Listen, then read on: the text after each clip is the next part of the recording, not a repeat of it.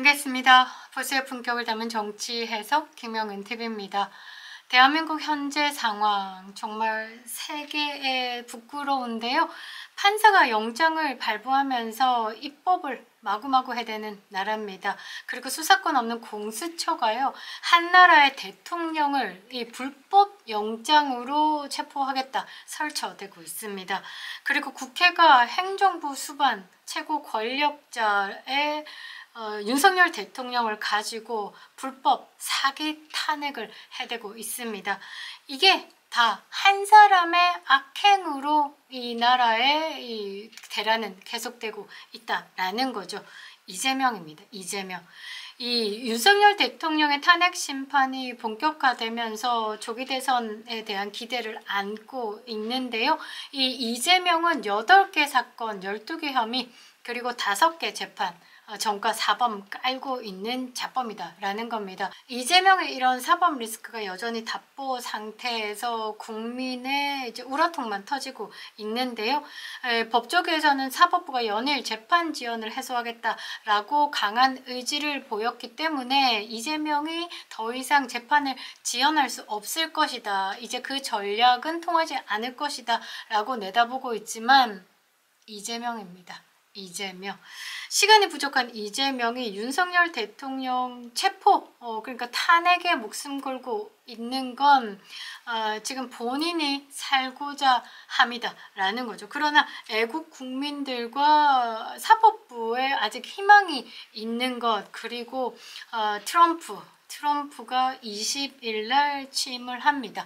그런데 최근에 트럼프 측근에게서 공식적인 메시지가 터져 나왔죠. 그래서 그런지 이재명이 부랴부랴 트럼프 취임식 참석을 하겠다라고 설쳐대고 있습니다. 이제와 그렇게 빤하게 움직이는 것에 트럼프는 어떤 반응도 하지 않을 것으로 보이는데요. 일단 미국 입장에서는 이 이재명이라는 범법자를 두고 친중의 세력이다 라고 분류를 해버렸기 때문에 이재명에 대해서는 판단이 끝났다라는 겁니다. 자, 지금 윤석열 대통령의 체포영장을 재집행하겠다라고 공수처가 민주당의 오더를 받고 지금 움직이고 있는데, 만일에 공수처와 경찰이 무력을 사용하면요, 주한 미국 대사관에 신고부터 하시면 될 것 같습니다. 대통령은요, 개인이 아니라 헌법기관이죠. 그리고 행정부 수반입니다. 국가의 원수다라는 거죠. 이 국가 원수에 대해서 무력을 사용한다라는 건 한미 상호방위조약에 의거해서 대한민국에 대한 무력 사용으로 해석이 될 수 있습니다. 그래서 이런 해석은 이 미군, 대한민국에 주둔하고 있는 이 미군의 개입 의 가능성을 열어둔다라는 거죠. 우리가 CIA 신고하면서 반미 탄핵 집회, 윤석열 탄핵 집회를 와해시켰듯 지금 이렇게 무장해서 공수처가 윤석열 대통령에 대한 체포를 하겠다라고 하면서 뭐 경찰 특공대를 동원하겠다라고 하는데, 이것은 더 넓게 해석해서 한미 상호방위조약을 깨는 것이다. 그래서 미군의 개입을 만들면, 아니면 만들지 않더라도 그런 위협을 준다라고 하면 이번에 2차 체포영장도 이제 끝날 것 같습니다. 그리고 가장 중요한 게 뭐냐면요, 중국이 아무리 까불어도 미국의 눈치를 본다라는 것이죠. 짐승들이 촉이라는 게 있습니다. 이제 짐승이 만났을 때 내가 이거를 제낄 수 있을까 못 제낄까에 따라서 꼬리를 들고 내리고, 그러니까 서열을 정한다라는 거죠. 서열에서 내가 밀리는지에 대한 파악이 굉장히 빠를 겁니다. 그래서 중국 꼬봉 이재명이요, 트럼프가 시진핑 위다라는 것을 눈치 깠기 때문에 이재명 스스로 잣됐다라는 것을 알 겁니다. 그래서 앞으로 이재명은 더욱더 지저될 것. 그러니까 이 상황, 앞으로의 상황은 윤석열이 부활을 하느냐, 이재명이 승리하느냐, 이 싸움이다 라는 상황. 이재명은 이제 뭐 후퇴 조항도 없습니다. 이런 상황에서 이재명의 8개 사건, 12개 혐의, 5개 재판이 버티고 있다라는 겁니다. 영상 시작하겠습니다. 구독과 좋아요 버튼 꼭 눌러주시고요. 끝까지 시청 부탁드리겠습니다. 자, 윤석열 대통령 어떻게 될까요? 제가 볼 때는 돌아올 것으로 보입니다. 이재명이 지금 뭐 형사합의 33부 김동연 부장판사가 이끄는 대장동 미래 성남FC 백현동 이거 총 4개 사건이 병합된 재판을 지금 받고 시작됐지만 그것보다 앞서 선거법 위반이라는 그 2심 판결이 가장 위태롭게 만드는 것이다 라는 겁니다. 7일에 이재명이 받고 있는 재판 중에 가장 규모가 큰 이 대장동 미래 성남 FC 백현동 이 사건 이것을 시작을 했는데요. 일단 이 사건에서 맡고 있는 김동연 판사를 주목해 볼 필요가 있을 것 같습니다. 이재명이 이 김동연 판사에 대해서 어떤 약점을 쥐고 있는지 혹은 무슨 내밀한 정보를 얻었는지 위증교사에서 1심 판결을 앞둔 11월 25일이었죠. 이 사법부를 존경하네 어쩌네 저쩌네 하더니 11월 25일에 1심에 무죄가 나왔습니다. 그만큼 이재명이 재판 결과에 자신이 있었다 정도로 해석을 할 수 있었고 이런 자신감은 이재명의 주특기인 공작 그러니까 뭐 내부자들처럼 주요 인사들에 대해서 무슨 비디오 파일 같은 거 들고 있던지 하는 상황을 의심케 하는 결과를 얻어냈는데요.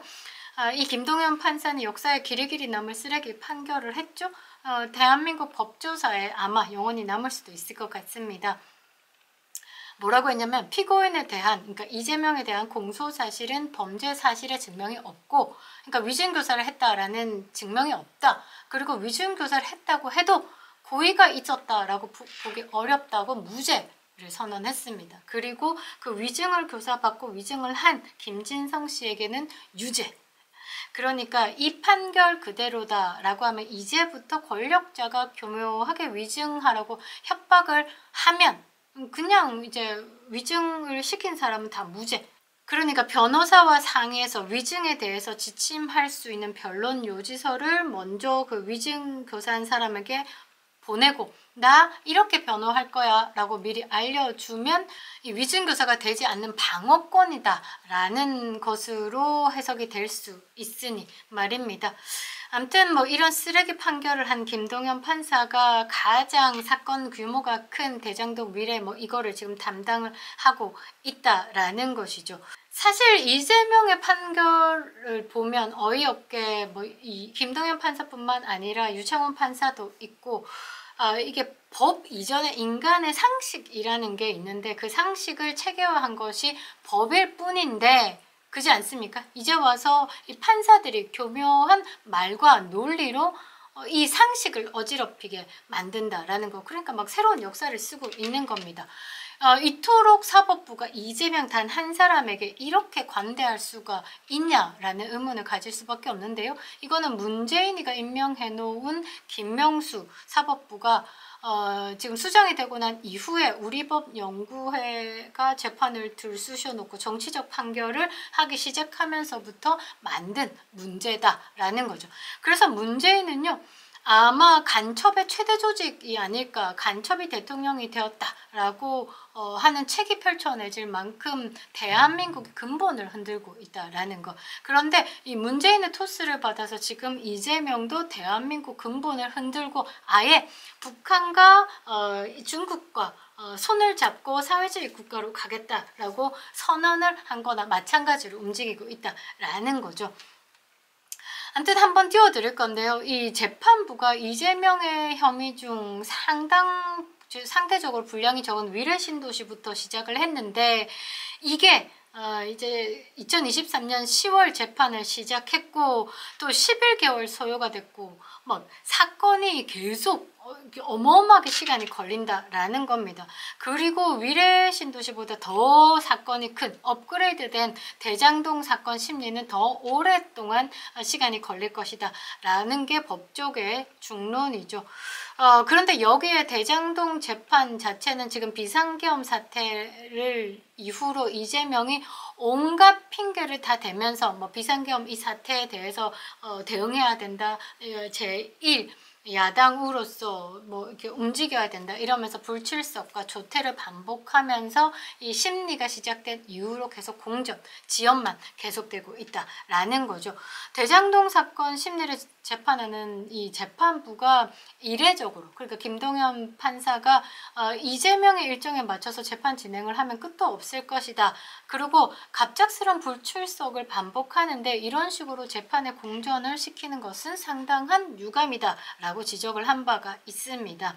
일단 대장동 재판은 상당히 힘들 것이다 라고 모두 예상하고 있는 바이지만 7일에는 어떤 일이 있었냐면요.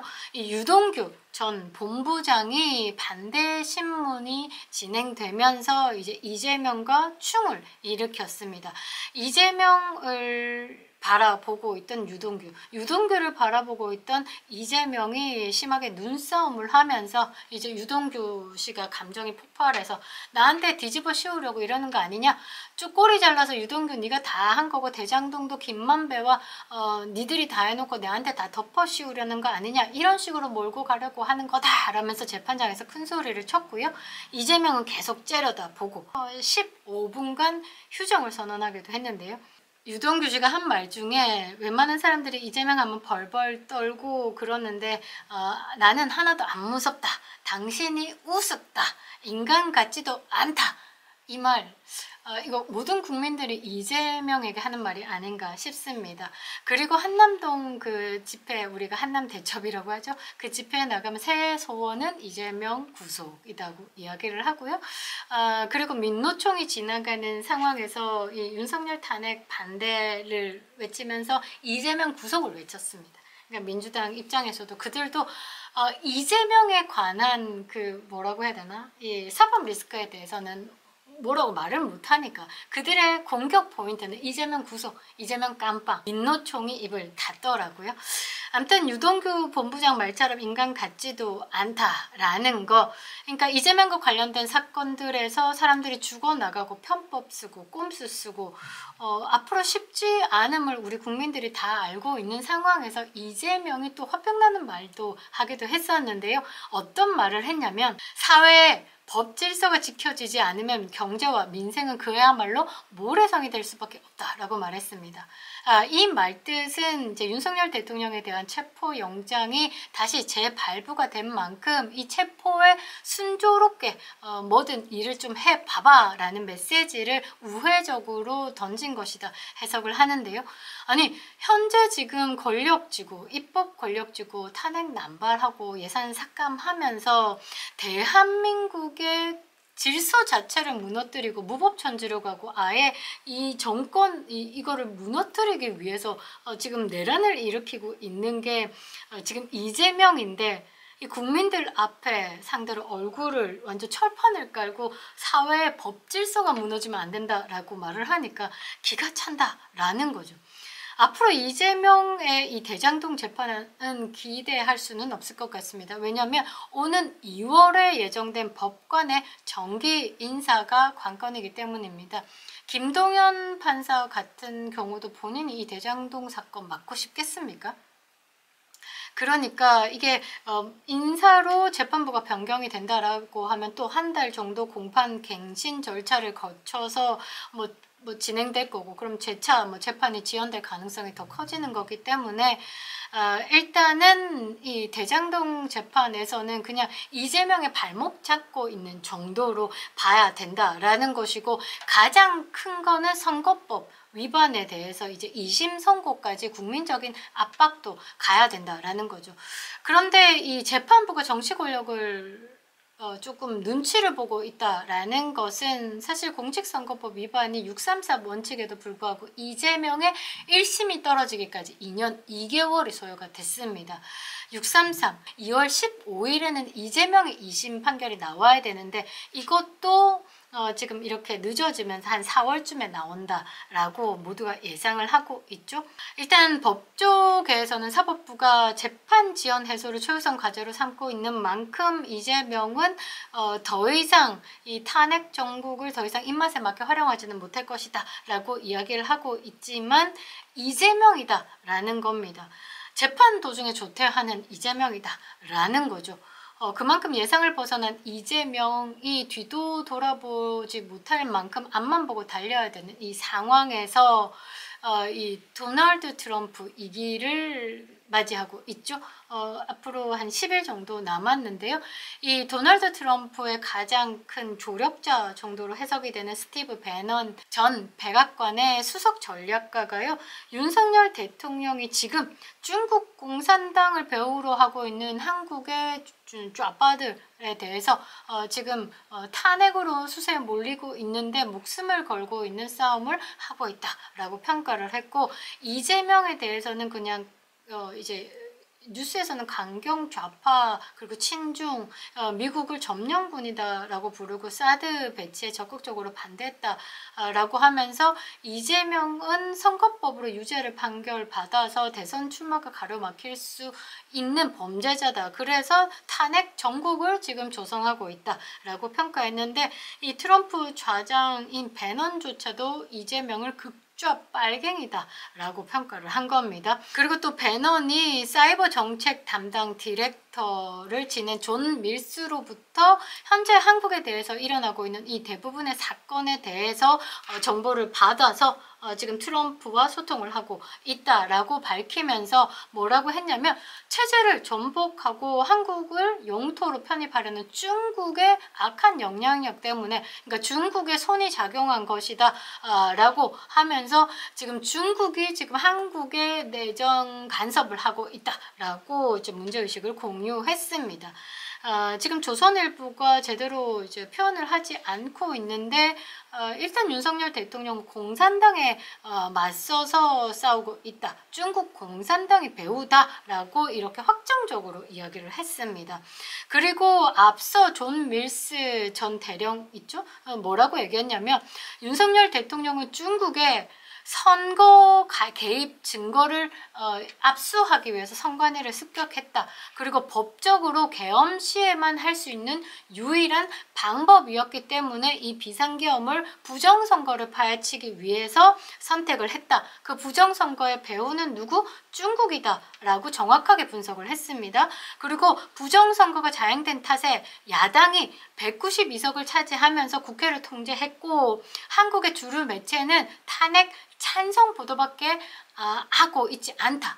이게 지금 대한민국의 진실인데, 사실상 대한민국의 탄핵을 반대하는 광화문 집회, 한남동 집회를 보면 지금 이렇게 언론이, 좌경화된 언론이 다루고 있는 것이 진실은 아니다 라고 평가를 했습니다. 이런 정보력이 지금 다 취합이 돼서 트럼프에게 옮겨갔다라는 거. 자, 선거법 위반으로 2심 나오면 이재명이 휘청할 겁니다. 휘청하는 순간 모든 것은 정상화된다라는 것이죠. 지정학적으로 한국은 자유의 최전선입니다. 자유진영의 최전선. 그 뒤는 일본과 미국, 미국과 일본, 한미일 버티고 있는 거죠. 미국이 이렇게 중요한 대한민국이라는 나라를 닭 보듯 소 보듯 놔두지는 않을 겁니다. 그리고 트럼프는 일단 중국 싫어합니다. 중국. 북한보다 더 싫어하는 게 중국. 시진핑 더 싫어합니다. 푸틴보다 더 싫어하는 게 중국. 그런데 현재 이제 자유진영의 최전선인 대한민국을 중국이 먹으려고 하고 있는 부분에 대해서 분명 트럼프는 반응을 할 것이고, 또 미국 언론 보도에서 지금 자유진영의 수호를 위해서 외치고 있는 광화문 세력들은 미국의 어느 정도의 개입을 바라고 있다라고 평가를 하고 있습니다. 이제 보도를 하고 있는 거죠.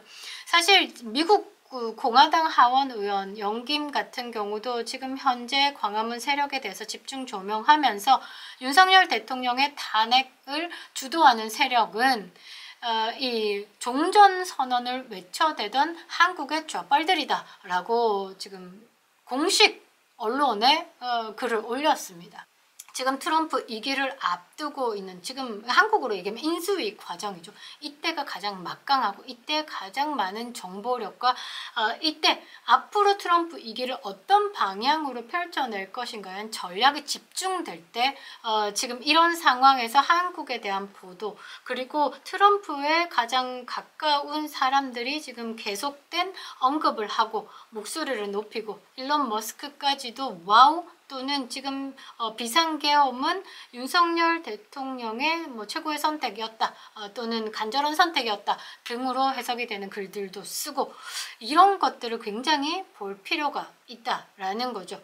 우리 국민이 우리나라를 돌보지 않으면요, 미군도 떠날 수 있다라는 겁니다. 우리가 이 자유진영을 지키기 위해서 국민이 이렇게 간절하게 외치고 있다 라는 그 간절함이 나타나야지만 서방 세계, 자유진영의 세계들도 목소리를 내고 공식적인 논평을 내고 대한민국 윤석열 체제에 힘을 실어다 줄 수 있다라는 거죠.